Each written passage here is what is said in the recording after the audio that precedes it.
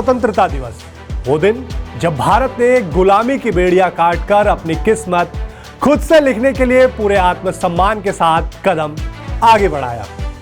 देश स्वतंत्र तो हो गया, लेकिन गुलामी के निशानों और गुलामी की मानसिकता से मुक्ति नहीं मिली। देश ने 2014 के बाद प्रधानमंत्री नरेंद्र मोदी के नेतृत्व में कॉलोनियल माइंडसेट से मुक्ति की दिशा में एक के बाद एक कई कदम उठाए हैं। बीते 12 वर्षों में सरकार ने ऐसे कई इनिशिएटिव लिए हैं जिन्होंने भारत की आत्मनिर्भर और गरिमाशाली पहचान को एक नई ऊंचाई दी है। जब आप अपने देश को सम्मान नहीं देते हैं तो आप स्वदेशी इकोसिस्टम को नकारते हैं, made in India manufacturing ecosystem को नकारते हैं। हमें संकल्प लेकर चलना है कि मैकाले ने भारत को जिस गुलामी की मानसिकता से भर दिया है, उस सोच से मुक्ति पाकर के रहें।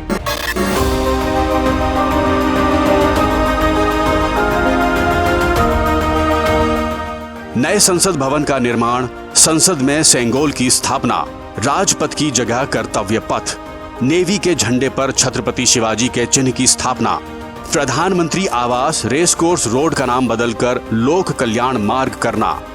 सेंट्रल सेक्रेटरिएट का नाम बदलकर कर्तव्य भवन और पीएमओ का नाम बदलकर सेवा तीर्थ करना, इंडिया गेट पर नेताजी सुभाष चंद्र बोस की प्रतिमा की स्थापना, ब्रिटिश शासनकाल में प्रतिबंधित साहित्यिक कृतियों के पुनः प्रकाशन, रेल बजट को आम बजट के साथ समाहित करने और इनके जारी करने की एक तिथि 1 फरवरी तय कर दिए जाने के साथ देश भर में गवर्नर हाउस का नाम बदलकर लोक भवन करना,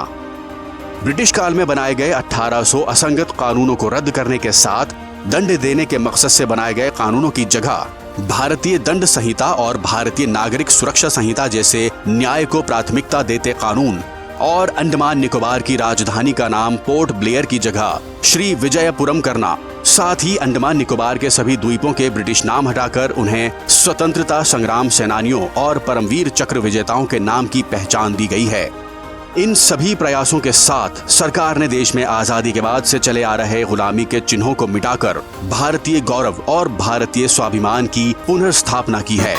देश ने पिछले 12 वर्षों में ही स्वतंत्रता की शक्ति को सही मायनों में अनुभव किया है।